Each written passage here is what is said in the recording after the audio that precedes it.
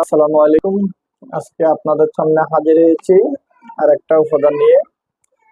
আপনাদের মধ্যে অনেক ভাই বলতেছেন যে ভাই, এই এমন কোন জিনিস আছে কিনা আপনার কাছে যে হঠাৎ করে, যে মনে করেন আমি আছি ভালো আলহামদুলিল্লাহ, হঠাৎ করে আমার খানা পিনা বেশ কম হয়েছে, কিংবা পেটে কামড়াচ্ছে, অথবা পাতলা পায়খানা হচ্ছে, তখন আমার থেকে কি করার।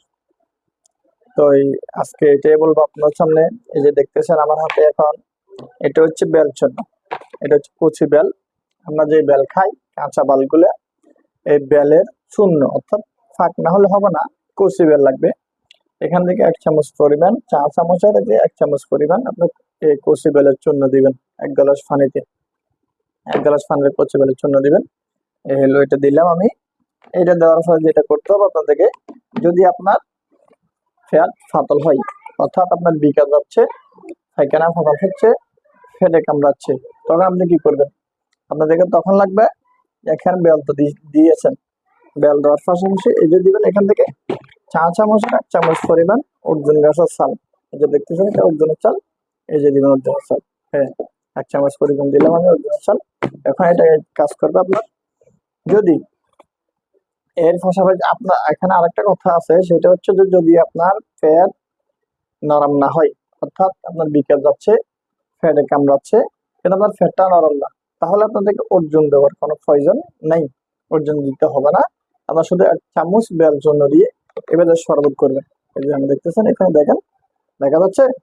এই যে এবারে শরবত করবেন। শরবতগুলি 5 মিনিট ভিজে রাখবেন। 5 মিনিট ভিজে রাখার পরে আপনার 4 চামচের 1 চামচ 1 গ্লাস পানিতে 5 মিনিট ভিজে রাখার পরে সকালে খালি পেটে এবং রাত্রে ভরা পেটে দৈনিক 2 টাইম, শুধু একটা দিন খাবেন।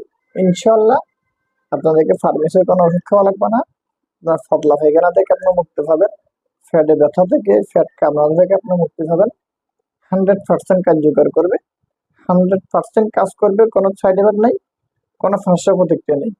একবার সেবন করে দেখবেন ইনশাল্লাহ। এই যে আমি এখানে দিলাম এখন অর্জুন গাছের চাল, পাশাপাশি আমি দিলাম কি, বেলচূর্ণ। তবে এটা মনে রাখতে হবে আপনাদেরকে, যদি অর্জুন হয়, অর্জুনের উপরের চামড়াটা ফালাই, ব্লেন্ডারে হোক, যেভাবে হোক আপনাদেরকে সম্ভব হয়, এটা গুঁড়ি করে নেবেন। এবং বেল হইতে হবে বেল চূর্ণ, অর্থাৎ বেলের পাউডার। বেলগুলোকে, কচি বেলকে আপনি সুন্দর করে ধুয়ে মুছে শুকাই ব্লেন্ডার করে গুঁড়ি করে ফেলবেন। তাহলে এটা আপনার ঘরে রাখে দিবেন, যে কোনো সময় আপনার কাজ করবে। তবে এখানে আরেকটা কথা, সেটা হচ্ছে যে আমরা সবাই জানি অর্জুন হার্টের জন্য খুব উপকারী একটা ওষুধ। আমরা